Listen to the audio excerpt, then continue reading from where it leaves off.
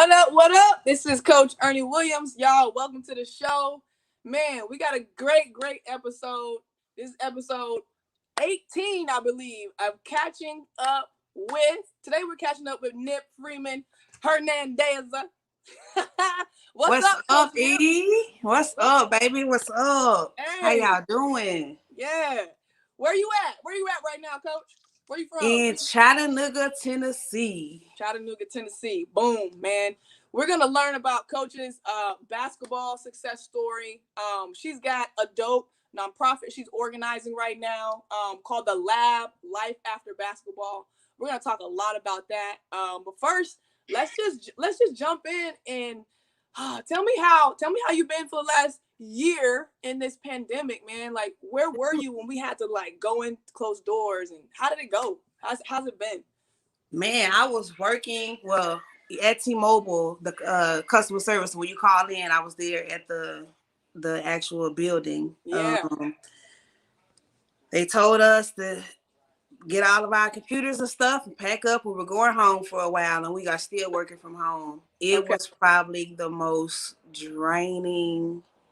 I mean, mentally, oh my God, it was so draining. I hated sitting in the house all day. I love talking to people, so it was very, very hard for me to sit in the house. Right. But yeah, I was at work at that time, and it was hard. I just got over knee surgery. I just started physical therapy from the knee surgery, so I missed all of my physical therapy. So I had to do all of my therapy at home.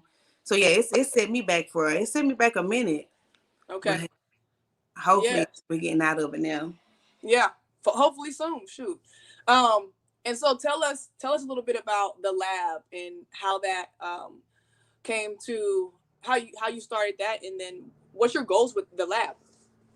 So the lab, like E said, stands for the Life After Ball. It's a nonprofit organization, and it's focusing on the mental health of athletes. And it's not just basketball players, soccer, softball, hockey, whatever. It's focusing on the mental health of all athletes, middle school, high school, college, professional athletes. We do mentorship for the kids that are not privileged. We will have trainers there to get them better if they want to go to college, to get them to that level where they can go to college. We do we'll go feed the homeless. We'll do a lot of stuff. So a lot of community service things as well. Right. So I'm super excited about it. I'm just waiting on all of the federal paperwork to come in. We start getting grants, and we're gonna get it up and running full time. This is actually one of the shirts. It says "Be Coachable." Yes. The logo is a head, a lady, and it got like in the actual photo, it's like basketball, soccer, all kind of sports are in her head. Okay. In the lab. So we have different shirts that come out every month or every 2 or 3 weeks, with different sayings on them. So I'm super excited about it. I'm excited too. Where's that going to be? Like, where's your first, I guess, city that it's going to be in? We're going to start here in Tennessee and the surrounding areas. I'm about an hour from Atlanta. Okay. So nice. I have someone in Atlanta that's going to assist me with getting everything going up there. I've talked to my college coach at Jacksonville State in Alabama, to come to the campus and talk to the girls basketball team, the boy, whatever, on campus, and talk to them. So I'm getting everything set up now. So when school start back in August, we're going to hit the ground and we're going full time. Okay. Yes, that sounds fun. That sounds exciting. I can't wait to have you on my other podcast, the Triple Double Life, and really break down, what you guys are doing with the lab and how you created that in your mind, like when you saw that. We'll get deeper into that as well. So really quick, if you are listening, we're live on Instagram right now, but live also on Facebook at Coach Ernie Williams and YouTube. Share this with the coach. Share this with a player that needs to hear this. I hope you guys tune in. So, but Coach, let's get started. Take us back to the back in the day. Little Nip. Hey, when Little Nip. Not a kid anymore. Where you grew up? Yeah, take us from the beginning where you grew up, and what kind of kid were you first of all?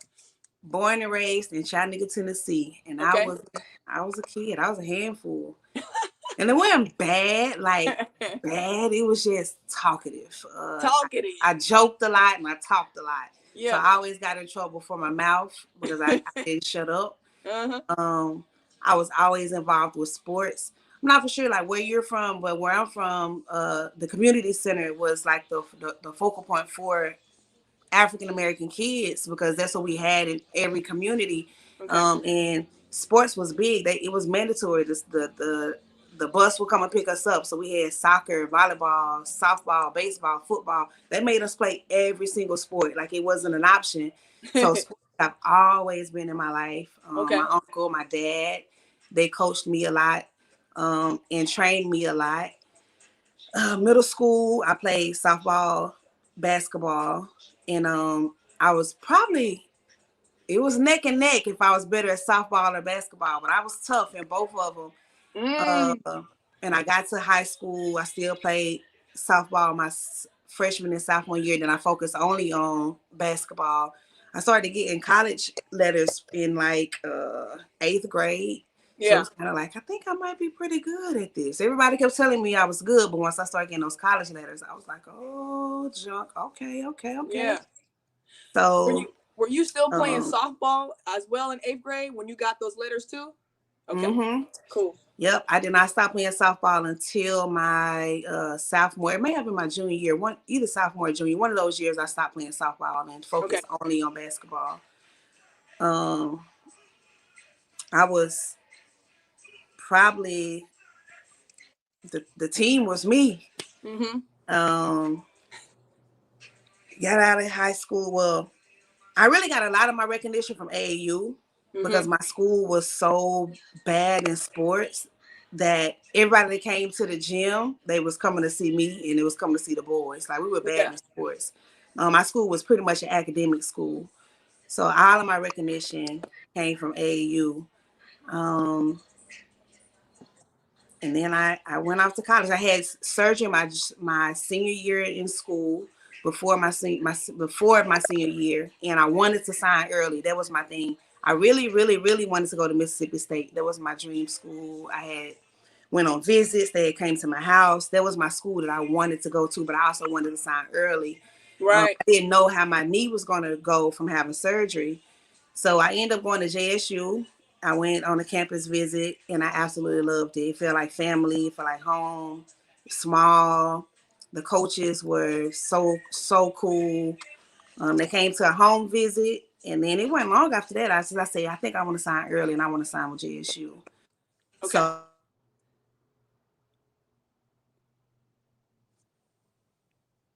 Good. Yeah, I can hear you I'm now. gonna put it on airplane mode and see if that works. Can you Okay. still see me? Yeah, I can still see you and hear Okay. you. I hear some music in the background. Okay. So Is we that? hey, can you keep the music down? So yeah, I ended up signing early to JSU, and then Okay. it went from there. Yes. Did you? So you went on a? How many visits did you go on? Any? Yeah, I went Okay. on 4 official visits. I went to Mississippi State. I went to North Carolina. North Carolina, Asheville, and then my last one was at JSU. Okay. So I wanted to go to Florida A&M. That was another school I wanted to go to, and I was Okay. like, I don't know if I want to go down there, and I think I might need to stay up here. I just didn't want to go to an all black school because I know me, and I was like, nah, I don't think that's not gonna be good for me. So Yeah. yeah, More diversity. mm-hmm, Just one our race or another race, whatever. yeah. Being more diverse. Yeah. I knew I wasn't at HBCU. Yeah. I would have too much fun. So We yeah, got you. Trying to stay on focus. yeah. Got you. What was it? What was it about though? Like when you went on your visits compared to the other schools, when you went to JSU, what was it about them? Was it the feeling? Was it the campus coaches? How was it for you? Like what stood out? Man, I went down. The girls were cool, and they made it about me. Like when they took me on a visit, all the schools made it about me, but JSU made it about me. Like, look, this is our record right now. I think they probably had won maybe 1 or 2 games. She said, we need you. The team is going to be built around you. And then you think about it, I went to middle school, the team was built around me. High school, the team was built around me. So I knew I wanted to be in a position. I didn't want to be on a team with 3 and 4 and 5 superstars because it's always been about me. And they made it known that we're going to focus our offense around you. And we need you. So I said, okay. I met some of the other girls that were coming in. It was me and 2 other girls that came in on our visit together. So I met the girls that I would be playing with. Okay. If they decided to go to this school. The girls on the team were cool. The coaches was cool. The campus was small, so I didn't have to have a car. It just felt real, real, real like home and family. Yeah. So that's what made me choose that school. Yeah. When I think about how I chose Texas, it was really between Texas and LSU, but I also was looking at OU, so I had 3 visits. Mm-hmm. And you have to like take those visits. I recommend all kids taking all 5 or how many you get now, but I think it's still 5. Yep. Go get on campus and you got to feel, because you've been talking, you've been texting, emailing, whatever, mm-hmm. But when you get in front of people, you really can feel that love, and you can feel and see the environment that you might be in. Yeah. And after leaving and understanding that stuff, it's the feeling like, I don't know, because sometimes you can't explain it, right? You can't pinpoint it, but it's the feeling like, I feel pulled to this university rather than this one. And sometimes you really can't explain why, Yep. And then you immediately, because in your mind, you wanted, like I said, I was stuck on Mississippi State. Yeah. I went to, like, when they came to Chattanooga, we went to their games. We would go there, go to their game. I was stuck on that school, but I also knew that I just had knee surgery, and I wanted to make sure that I was putting myself in a position that if I was not able to play a whole season, that this school was still going to have my back. So Mississippi State was just like, no, we want to see what you're going to do. Yeah. So if I would have waited and say if I would have injured myself, it wasn't 100% sure that they still were going to say, like, okay, well, we can come here and redshirt your first year. So I didn't even want to be in that position. Good. That's smart. And so JSU was D1, right? Mm-hmm. Yeah. Okay. Is it considered smaller, or is it just? It's considered mid-major. We're in the Ohio Valley Conference. Okay. Okay, cool. Boom. How was senior year? So senior year going into high school, going into JSU, what were your biggest adversities and biggest accomplishments? Man, my biggest adversities. I didn't really have, like I said, I had knee surgery before, so it's more so me worrying about my knee my senior year in high school. All I knew, I was just going out there to perform. We had a gym full of people every game, and they knew I was going to put on a show. So I went out there and I put on a show. It wasn't much about what I needed to do, because like I said, I already signed early. And I kept my numbers up, and it was great, man. It was great. My senior year was great. My high school senior year was great. My college senior year, it wasn't so great, but yeah. So high school, remind me, did the boys play after the girls? Mm-hmm. Yeah. So tell me this, because my high school, we would pack the gym. The girls, we was by, okay? And then we would pack the gym, and then the boys would play next, and then most of the fans would be gone. Oh, no. Did y'all pack the gym like that? It's opposite down here. Even to this day, it's opposite. The girls now, like I was telling you earlier, they just don't have that heart, and they don't have that passion. Yeah. So, it's hard to go to a high school girls game now, especially here at halftime. The score is like 8-10. It's like, how do you have 8 points at halftime? So no, they would come, and they came to our games a lot. Okay. And then they stayed for the girls and the boys. Both good. After we left, I think the fans started coming only to the boys game, but yeah, we packed the gym out. The boys, we had a good boys team. Good, yeah, I bet we did. Okay, so getting us into freshman year in college. How was that transition? Just getting into the systems at the school, schoolwork, understanding time management, classes, where the class is big, I know everything hits you in freshman year, so what happened? I think the hardest part for me my freshman year was just time management, and knowing that you don't have your parents to wake you up for school. So if you miss that class, then it's just kind of like, I don't feel like going today. But then you gotta get it from your coach. You gotta deal So with it. yeah, because you best believe they were gonna call and let them know. So that was the hardest part for me, getting up when I didn't have somebody to say, "Hey, you got school today, get up." Right. So that between that school, the schoolwork, parties, it's so hard to manage your time because you just like, you mean to tell me I don't have to ask nobody, can I go to this party on campus today? Okay. So that, and then the Nip out here. individuals, it was crazy, but individuals, Yeah. and I guess it's a lot on your body too, because in high school you go to practice and if you do whatever you want to do on your own, but you go to college and you got individuals. If you have therapy, you got therapy. You're gonna go to, if you have to go to tutoring, you're gonna go to tutoring, you're gonna go back to practice, you're gonna have, so it's so much on your body that even after you get out of practice, you don't even want to go to half the parties because you're tired anyway. But that was the hardest part for me, just time management. Yeah. Yeah. So it's like a full schedule every day. Mm-hmm. It's every day is different too. So you gotta make sure you know where the heck you going, where you going on campus. Yep. I know that was the first thing, like the first month, first year, right? Freshman year. That first month of that first semester is like, where are these classes at? Where am I going? And then if we're not going to the class, we gotta meet at the library. We gotta meet at this other building. Like, girl, where is this? And I hated night classes. Hated them. You get out of practice and then gotta go to a night class. Yep. Oh, I hated we had night a couple class. night classes that was like 3 hours though. Like Hated it was the long ones. I'm like, why we got night class? I think I had science at night. And I was like, this is the most boring class and I'm in here for 3 hours. But speaking of classes, what was your major and minor? What did you going into college? You was like, okay, this is what I want to do. Did you do that or did it change? I went into college. I wanted to do acting or theater or radio or something. And everybody was like, you're not going to make no money off of that. Yeah. And those classes too hard. So I was like, So my freshman year, I did take theater classes. I took like some broadcasting classes, A class. And then I went to exercise science. I got a major in exercise science and kinesiology and a minor in nutrition. And have not done one thing with that degree. Like every athlete ever. With it. Not nothing. So same with mine. I mean, mine is teaching. It's like education degree, so it's teaching, but it's not like in classroom or anything. So it's coaching, but yeah.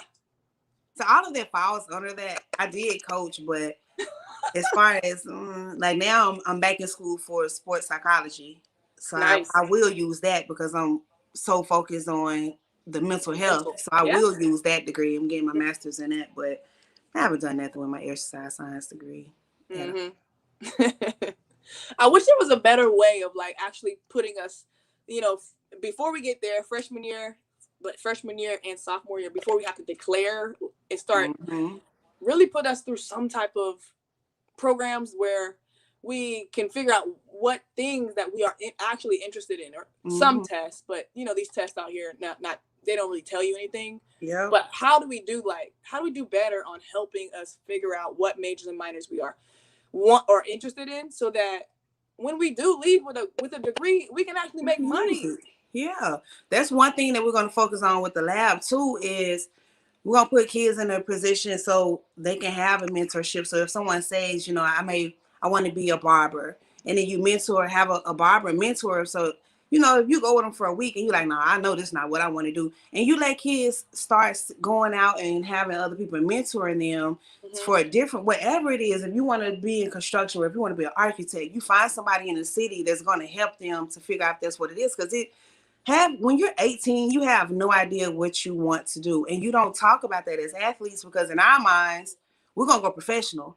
So if you talk to any football player that's in high school, college, basketball player, hockey player, their ultimate goal is to go and play professionally. You may have, one or two, or, a couple girls on your team, or a couple males on your team that's kind of like, I know for sure I want to be a doctor. I don't want to go play. But for the majority of athletes, your ultimate goal is to go and play professional ball. So you don't think about anything other than sports. So that's what I really, really want to focus on, is getting kids to think about something other than sports, because realistically, everybody's not going to make it. Everybody's not even going to make it to college to get a scholarship. So right. I agree 100% with that. 100%. At every level, high school, like you said, college, even if you go pro, one of my things is like, I want to make sure that these athletes that are going pro from rookie season, they already know, look, when you get over there, especially for playing basketball, because we know we're going to go to work for 3 to 4 hours a day, not long. We have the rest of the day to do what we want.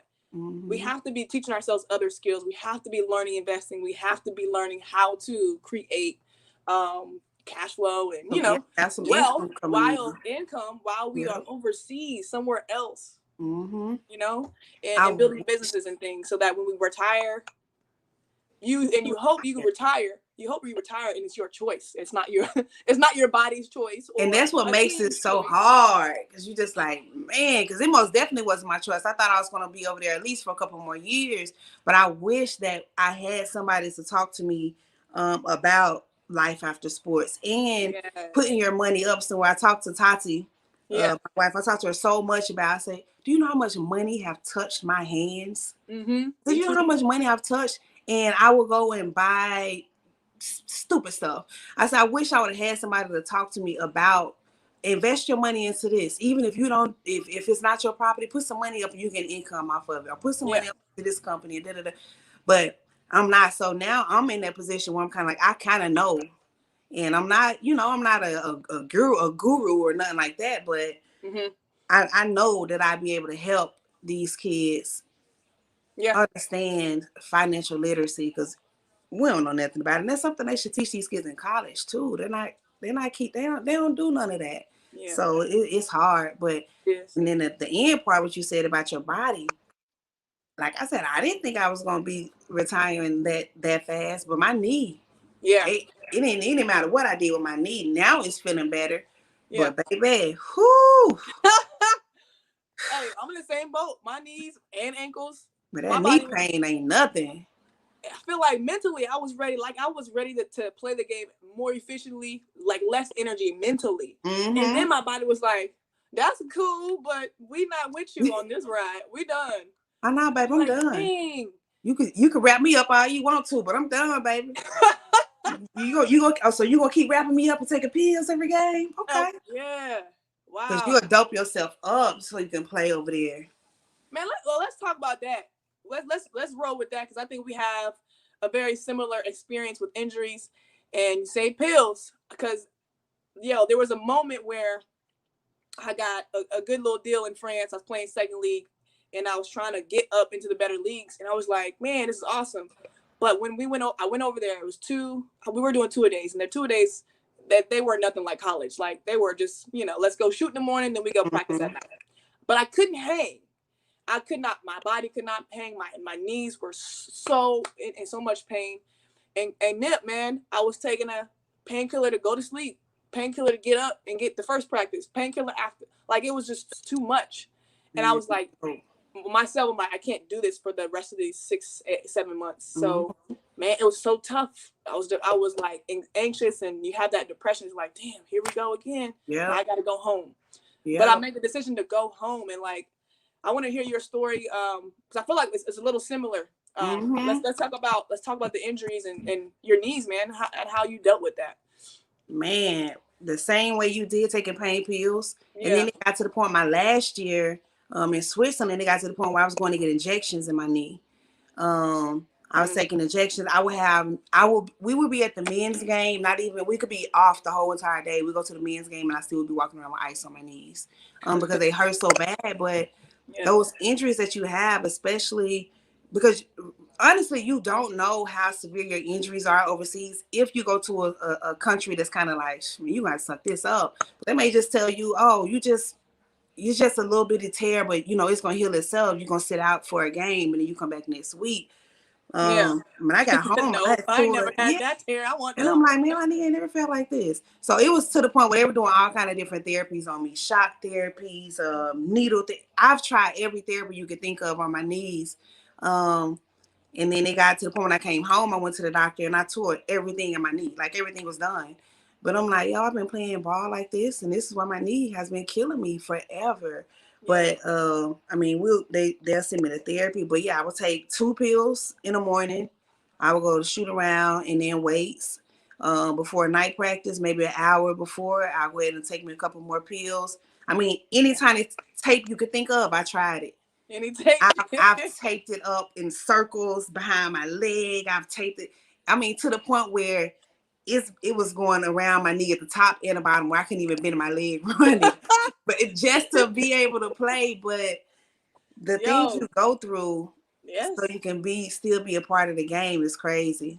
Yeah, it's not all sunshine and rainbows, man. The thing is, it's tough, especially when you have an injury and you're doing therapies and they're not really working. They're not really changing how the body is responding and being able to absorb force. And that's the thing I love about the newbie. I gotta get you. I'm gonna come down to Chattanooga and get you on the newbie because it's Please. the electrotherapy Mm-hmm. machine that I use. You might see me on Instagram, but my knee, both my knees, bone on bone, all Mine that, too. no cartilage. Probably I got holes in my meniscus. Mm-hmm. This allows me. I do kickboxing. I'm kicking the bag. I'm punching it and kneeing it. I'm still able to squat and lunge and things like that. Just stay active. But it's because of that, man. And I found that in 2012, 13. Mm-hmm. And I had never had therapy like that. And I was like, I loved it so much. I stayed with the CEO of the company now and like, hey, can I just learn? Can I learn? And then I started being a trainer at the company, and Yes, I that's what have my it's own about. machine now. Like I believe in it so much. So we got to talk about this more and try to get this machine overseas where these Yeah, teams need it. for real. Um, Because I'm telling you, that knee pain ain't no joke. it's not. It's not. Talk about a little more on the mental side, the emotions that came with having to wrap your knee up with the tape, having to feel. How did you get ready to go play? Like you still had to put up those numbers, and you still did. Like I even still did. I know you. I remember you was putting up numbers in Romania and where the other places you were playing.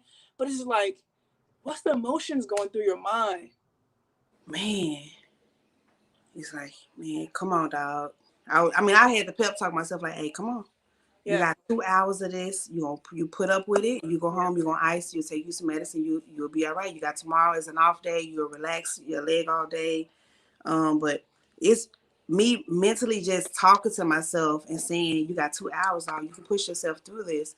And once I learned about Voltaren, they were heavy. They would give me those pills over there, and oh, it'll take the swelling out.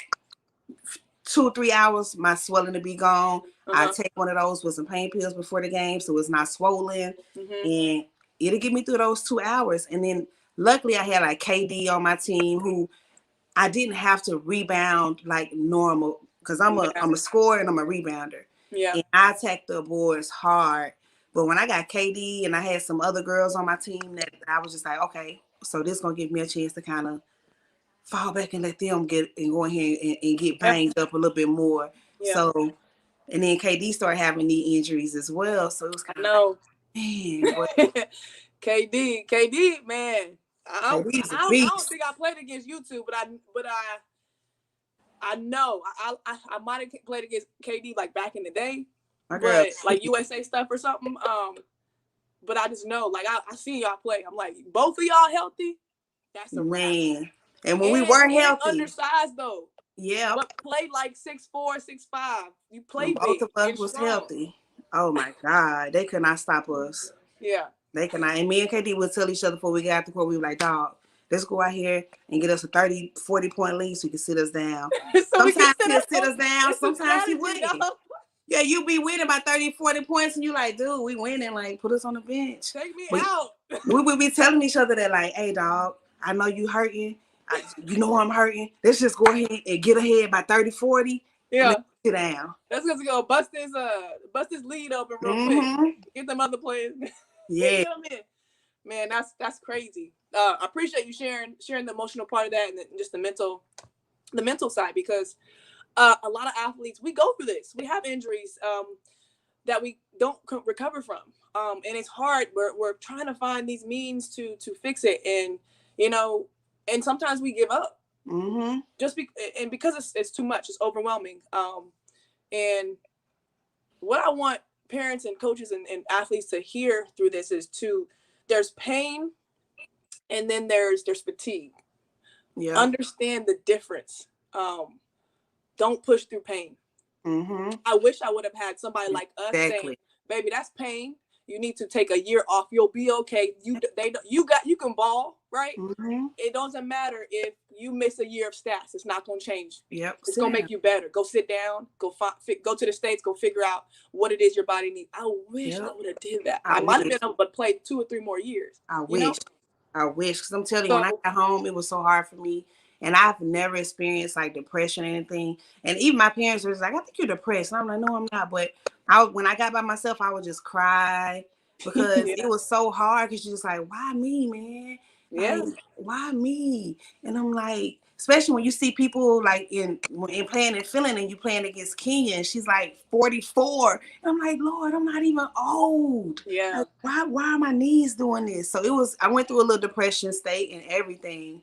But I wish I would have had somebody say, "Hey, sit down for a year. Go in rehab, check out your knee, and then you come back."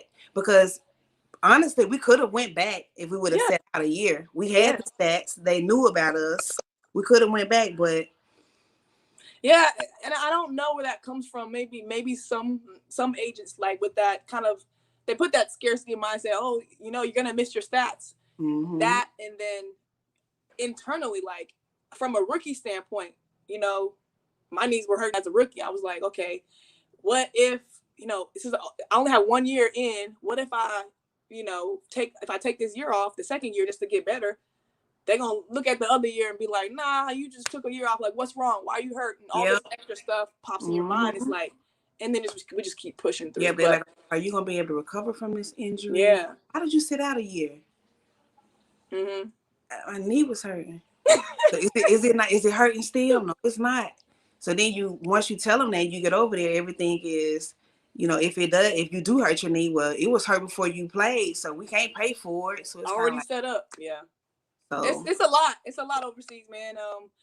Yeah, and I think you're perfect. You're perfect to be the mentor to these young women and men that are playing overseas, especially basketball, but all sports, to help them learn life after basketball starts before.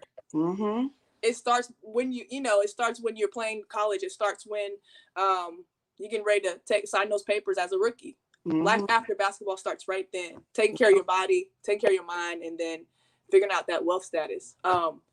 So throughout college, so take us a little bit through Jackson State University. First, let's take it up a notch. Do you have a favorite game? Do you have a favorite moment that was just amazing on the court? Let's talk about games on the court. Can you remember all these games you done played? Right, you gotta go through the archives. Every year that I played in Europe was amazing. We won my first 3 years. We won a gold medal every year. My 4th year after we won a silver, we won a gold. My 5th. So every year we won. For the country? Yeah. So we either won. I either finished first, second, or third every year I played overseas. Dang. At least you got some. At least you got some golds for the knees. I ain't got nobody's gold, nothing. So that was amazing. College was amazing. When I'm still the number one in Division I history for free throws made in a consecutive game. I was 22 out of 22 in one game. Girl, consecutive. Yeah, so I was on ESPN that day. We was playing against Florida. That's they had me on ESPN. I was Florida Atlantic, so I was super stoked about that. That's awesome. Man, I just had an amazing career, amazing career, college and professionally. Yeah. But I loved all my gold medals. Yeah. Love my gold medals. I got them all now stored up. I'm going to get a big some cases to put my jerseys in and put the medals in there with the jerseys and stuff. Yeah. So. Yeah. Let me know when you get that room. We're going to stop by and do a little cribs. Hey, because we just moved. We renovating right now, so cool. Yeah, started on that part of it. Yeah, I need to make it down to Tennessee for sure. You got to make it down anyway, so I can get a hold to that machine. Yes, for sure.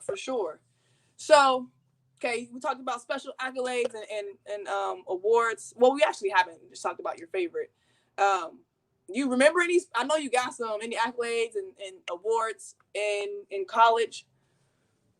I They was the hard to remember. player of the year Okay. every year except my senior year. I was freshman of the year and forward of the year.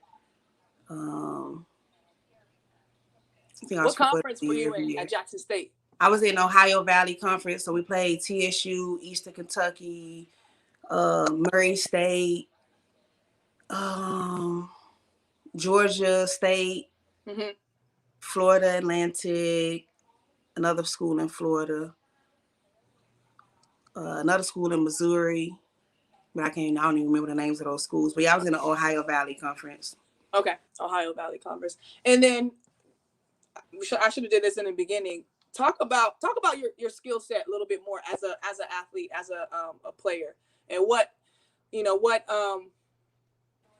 your strengths and weaknesses were that you understood, and how you use that to mold your game. But what position too?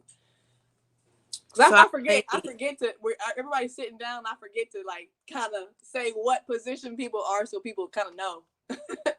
in high school, I played all positions. Okay. In college, my freshman year, she started me out as a 2-3 guard. Mm-hmm. But I also posted up, so you might as well just say I was a power forward. But Mm-hmm. I did a lot of 2 guard as well in college. Okay. My position overall, I would say, is a power forward. Okay. I can score from the outside. I can score from the inside. My strengths were I can score. I'm a scorer. A bucket. You a Yeah. bucket.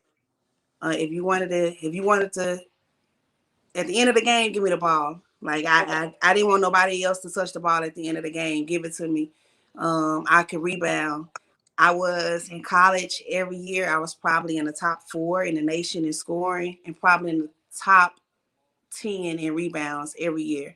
Mm-hmm.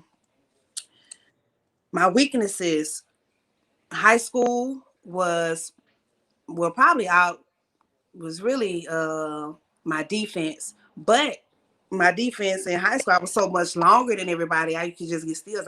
And I would get in foul trouble because I was tall and I just try to block shots. So it carried over to college. When you get to college and you got girls that's your size and bigger. Right. So I struggled with playing defense because it was kind of like, I'm just trying to score. Mm. I think in my position, and because I knew that I didn't like playing defense, I scored a lot. I tried to outscore my opponents. Yeah. So if somebody was playing defense on me, my personal goal was to score, but I didn't like people to score on me. But I didn't like to play defense neither, so I went for steals and stuff. So I made up for it just by trying to score a lot. Yeah. And get steals. I like in my school, I'm like in D1 history, I'm the leader scorer, the leader rebounder, the leader in steals. Mm-hmm. And I think I'm like top 3 in assists. Nice. You so in the books at Jackson State? Dang. I'm just waiting on them to retire my jersey. That's Right. it. What I'm just number is your waiting on jersey? it. 21. 21. Did you get that number a lot overseas or no? Yeah, I changed my number when I went to Romania. Mm-hmm. And then I changed it to 25. 21 was an option then because somebody else had it. But I changed it to 25 when I went there. Okay, cool. And then how tall are you, Nip? 6'1". 6'1". Dope. Okay, so take us through the years you're overseas, where you played basically. So yeah, first year, second year, just take us down the road of where you played. My first 3 years, I stayed in Finland. I didn't even want to leave it. I loved it so much. Okay. I absolutely love it. Before the end of my first year, they asked me would I come back the next year.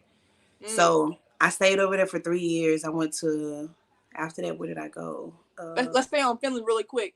What was it about Finland? What was it about that experience that you enjoyed? Man, coming from my senior year, dealing with that coach and going to the coach that I had my first year in Finland, it was like a breath of fresh air. Yeah. He was so calm. He was so cool. He allowed us to be ourselves and play how we could play. It wasn't stressful. My teammates were bomb. Mm-hmm. We hung out probably every day. Some people go overseas and they never hang out with their teammates that's from their country. We hung out every day. Either they were at my house, we were at their house. We went out to dinner to eat. We went out to eat together. Everything. It was always cold. It was always dark. Oh But man, I yeah. didn't even pay that no attention because we had so much fun together as a team. Yeah. I got turned on to like having sauna parties. So Sauna? yes. A sauna party. Going in the sauna party, girl. And and when I tell you a party, I mean a party. Like I never in my life imagined doing this. So they turned me on to that. It was amazing. I had a very, very good time in Finland. Was it, or were you with the same team for 3 years, or was it different? Same Yep. team. Cool. That's awesome. I had that moment with Sweden. I had a great time on.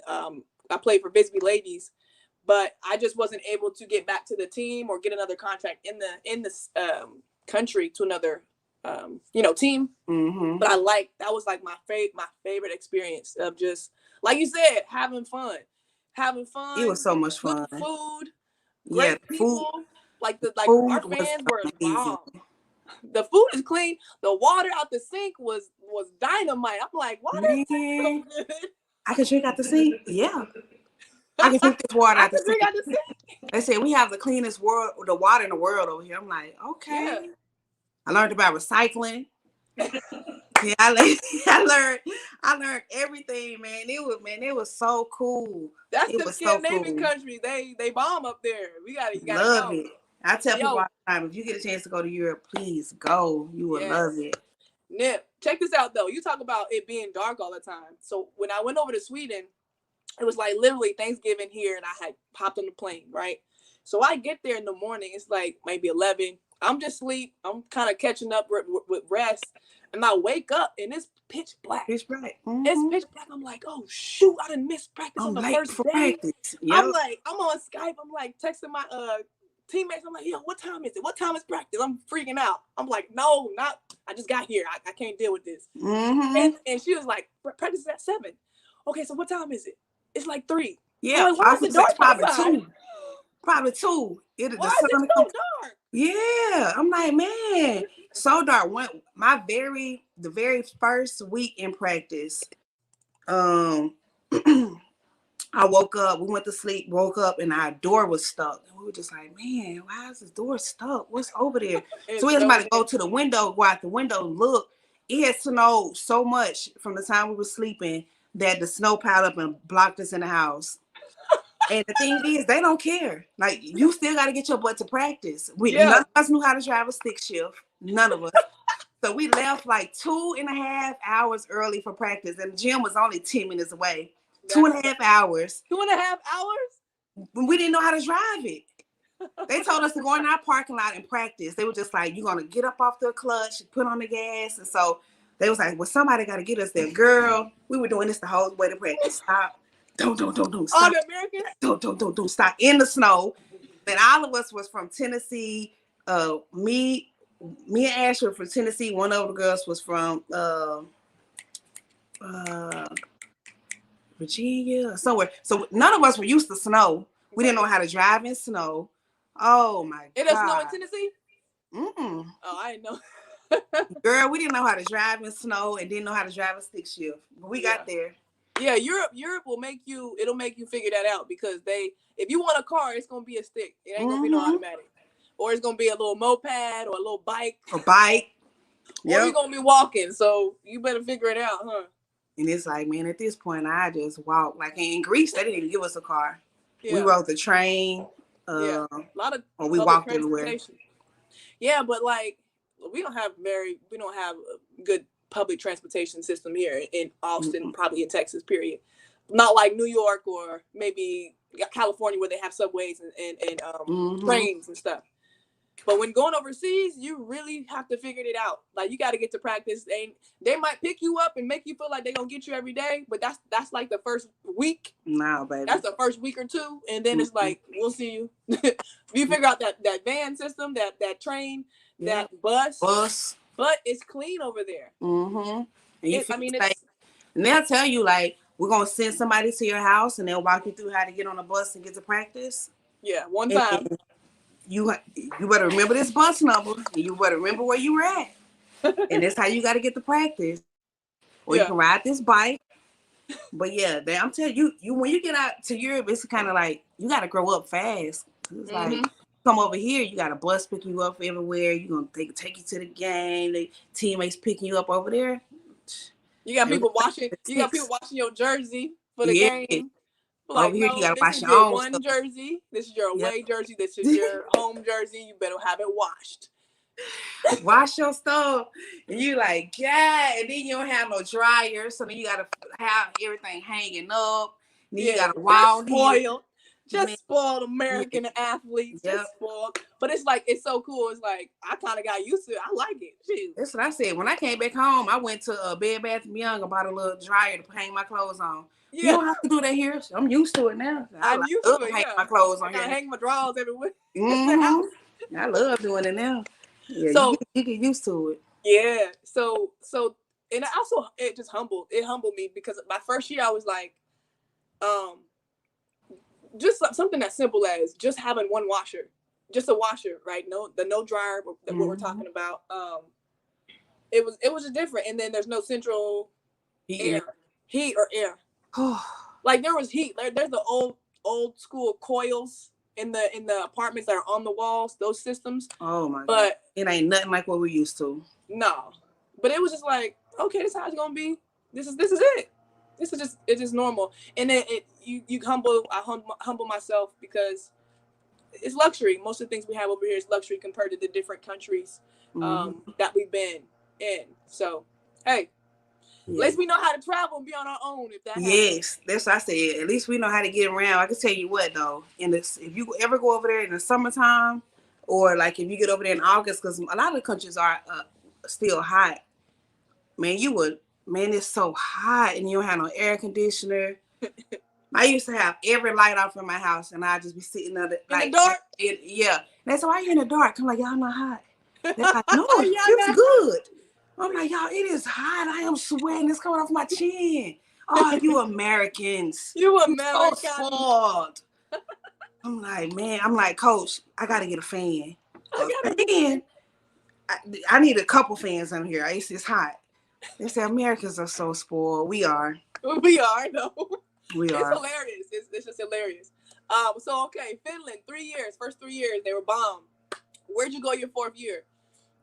I can't remember if it was Germany. I went to Germany.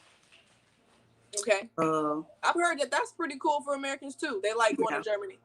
Germany was cool. Yeah. I ate in Germany. The food was good. Had my own apartment, had my own car. It was good. Oh, you living a life. Got your own little pad and your car. That was cool. Especially when the food be good. Like that's the thing. Like if good to you. Like, you know, you be in a country and they're saying the food is good, but it's like if you can't eat nowhere and you're like, that's a long season. And you're gonna be cooking a lot. That's what it like. Oh my God, I gotta eat this again. So yeah, the food was good. Okay. Left there, went to Romania. Absolutely loved Romania. Romania really, really humbled me. To see so many homeless and to see so many, not even necessarily homeless, but to see so many kids outside that was begging for money. And the kids will do it for me every time. Seeing all those kids outside hungry and looking and wanting you to get them some food. And we walked everywhere. We didn't have a car and none of that in Romania. So you walked everywhere. Romania is the country that really, really humbled me. I absolutely loved it though. If anybody can get a chance to go and visit that country, like just go and see how we have it here in America, and then you go and see a country that's poor like that. It was kind of like, man, this really opened up my eyes to seeing like, dude, the stuff that we take for granted is crazy. But yeah, I absolutely loved Romania. Mm-hmm. I did actually enjoy the country. It was different, but it was like also different in the sense of like you can still feel at home. Mm-hmm. I can still feel at home and comfortable. I had issues with team management, but oh yeah, the management they pay you when they want to pay you over there. Huh? They pay you when they want to pay you over there. Yeah. But they just that's a mess on that side. But the people and the fans and yeah, they were nice. And you know, my fat self, they had these pretzels with chocolate in them. Man, for one leg, that was like, what's that? A quarter? The boot, yeah. The post and they had the ones with the apple inside of them too, like the apple fillings. I used to get one every day. I ain't get. Look, it's before practice and after. Look, we couldn't eat it because we're gonna run. We're gonna run a lot today, so let me get one more. Man, run. That's the most I've ran ever in any country. I've never ran. I was probably, when I left that country, I was probably 157 pounds. I was so small, and my normal weight is about 190. Like that was my weight from college. Yeah, between 187, 190. That was my weight from college all the way up. I got over there in Romania. I was 157 pounds. I was so little. I have never ran that much in my life. Dang.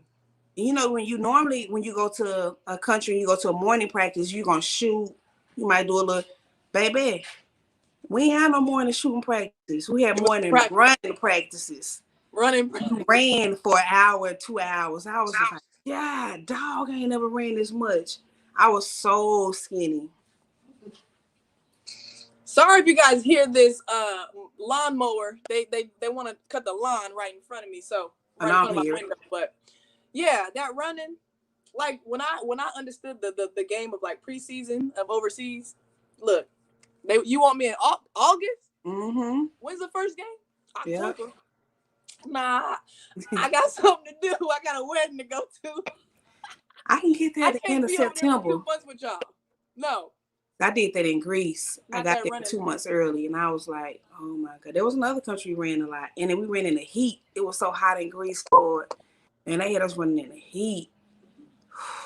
Like, I'm coming in, like, already in shape. I don't, and my knees, and the knees, you know, I'm like, I'm already going to be in shape. Running, baby. I can't run. I'd rather swim. Make me swim. Mm-hmm. I'll be there 2 weeks before the first game. Right. That's all I need. I get that 2 weeks before. Maybe 3 if you got a lot of sets. Mm-hmm. Let me get 3. But so you go to Finland for 3, went to Germany, and then after Germany was Romania. How many years did you play in Romania?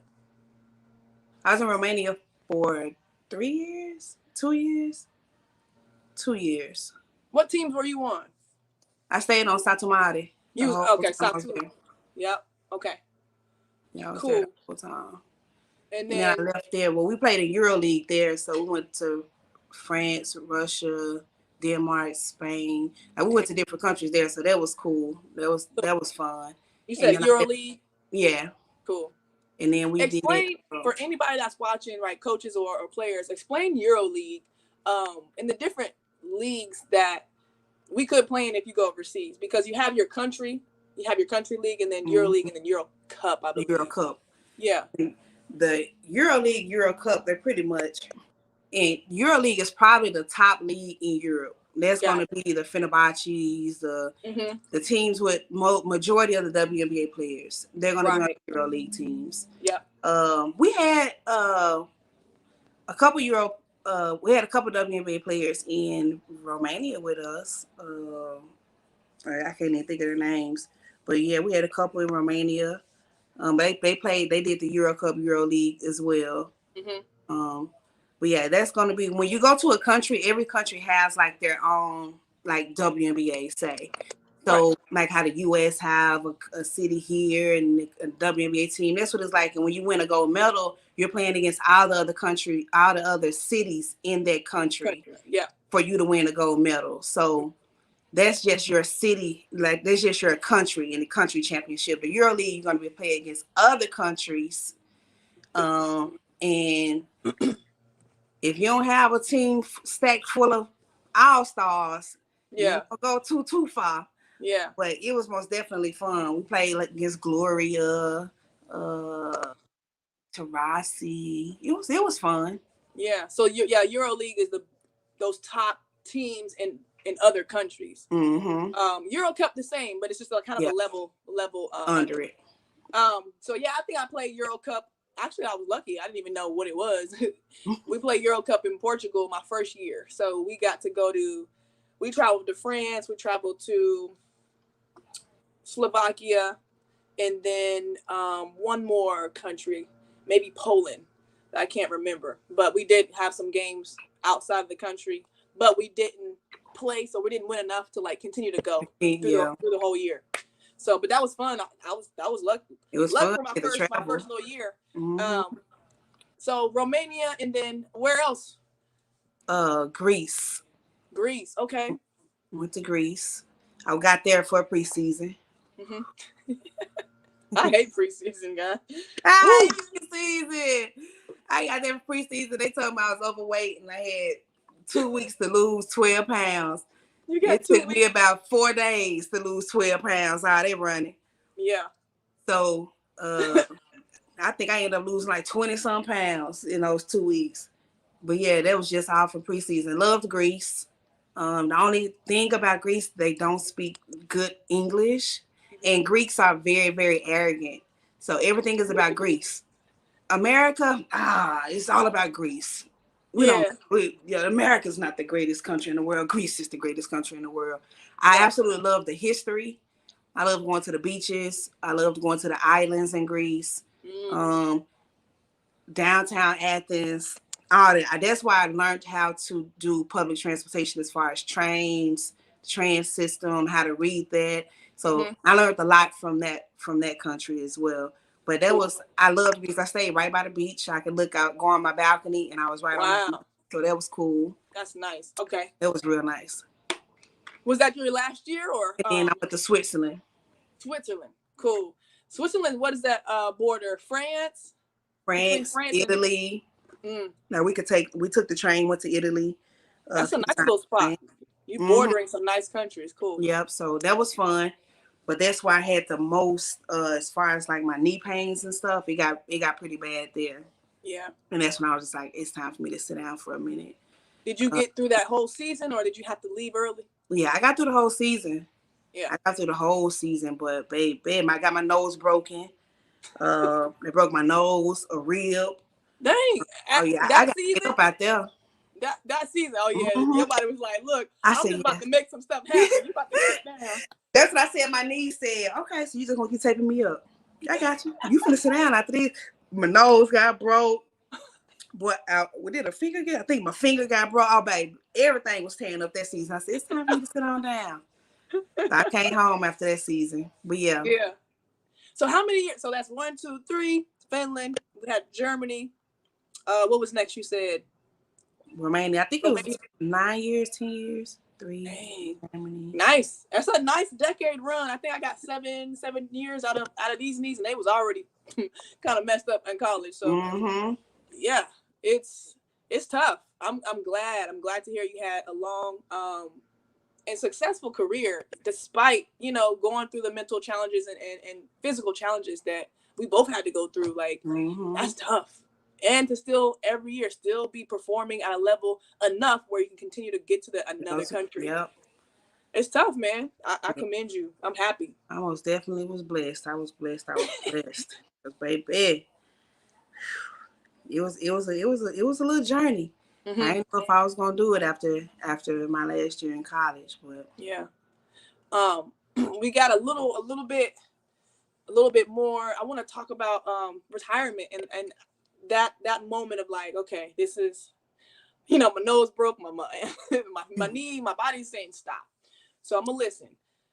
How are you feeling in having to make that decision, and how did retirement go? Let's say that first year of not playing. Man, I told you it was probably the hardest thing in my life. I told you I probably cried every single day.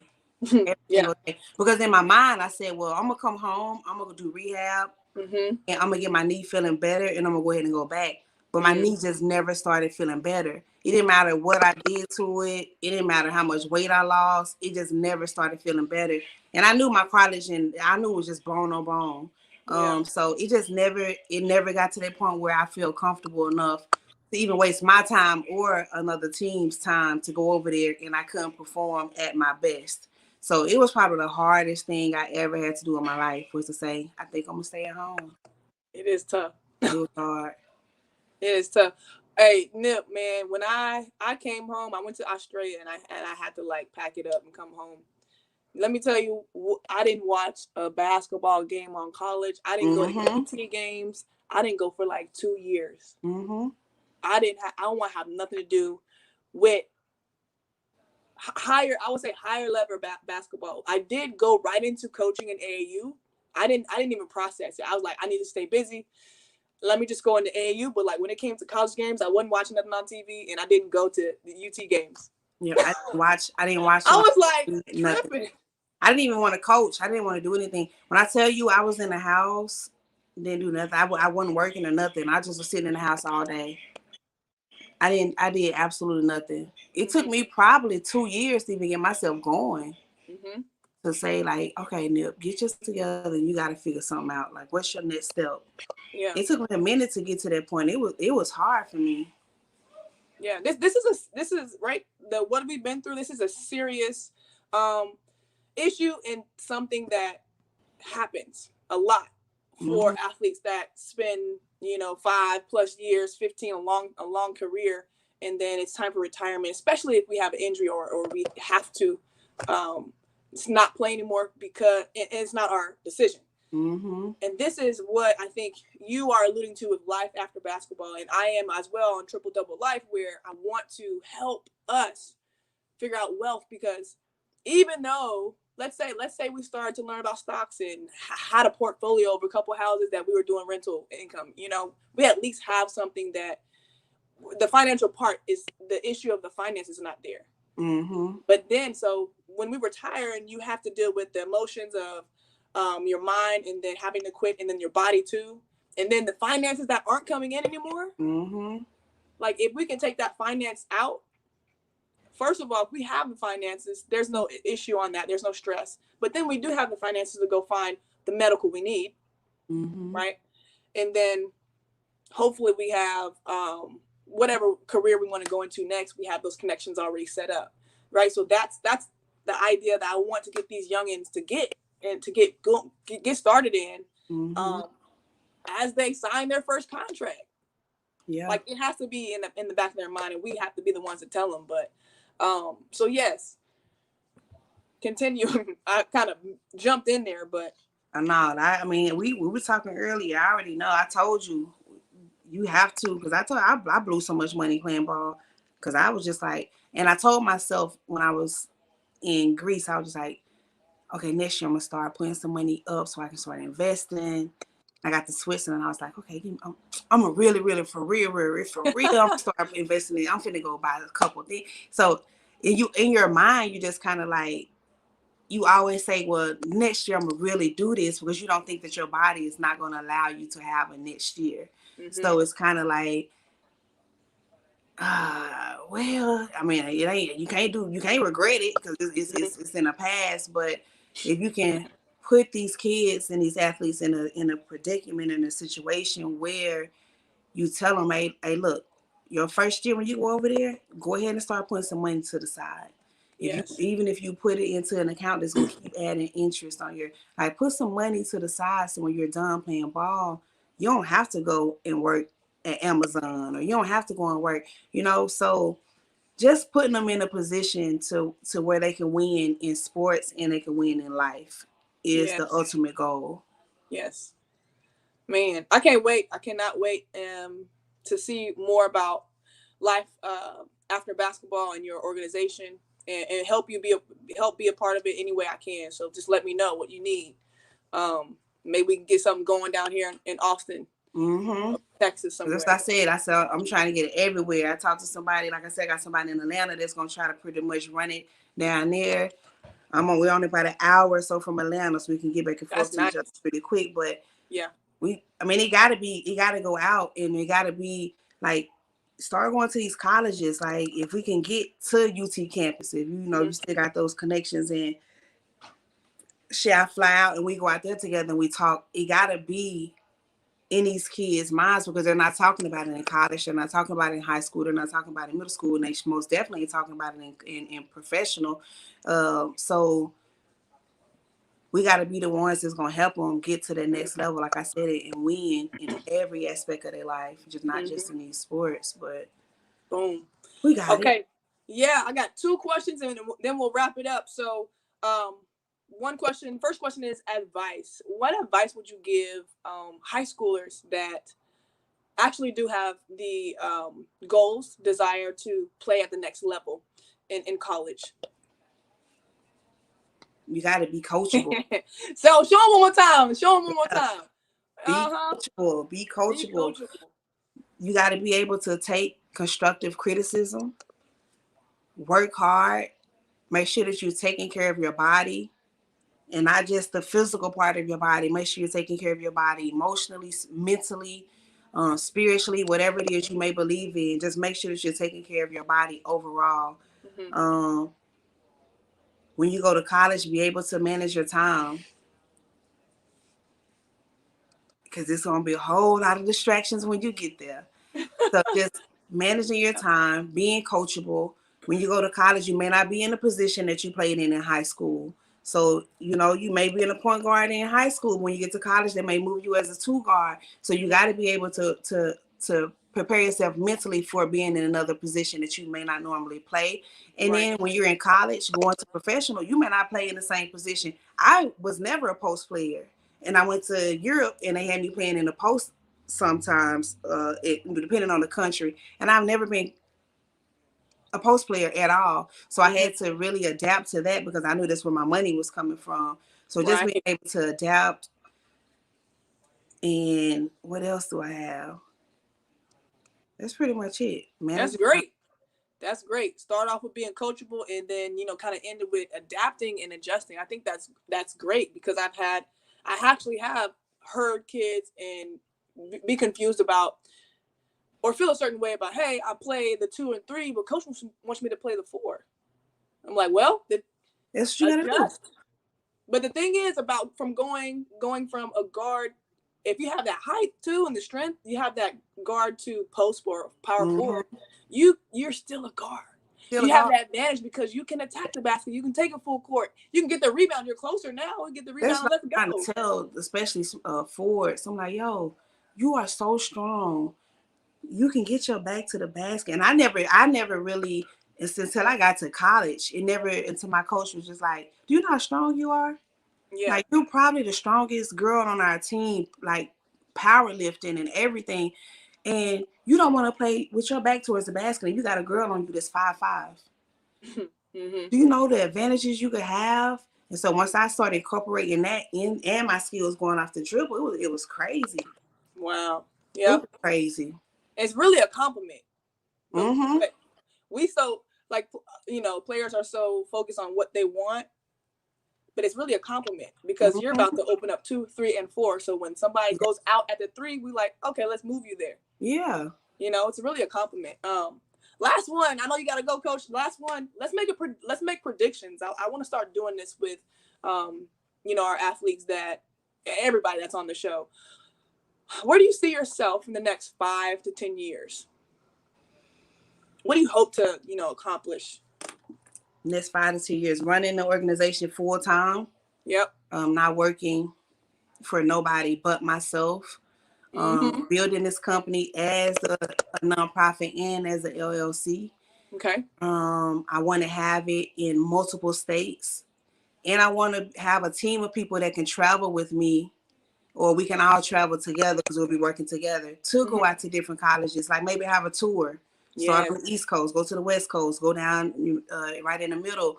So just have a team of people that's able to travel, and we can go and speak to kids of all ages to motivate them to not only be the best, but get them prepared for life after sports.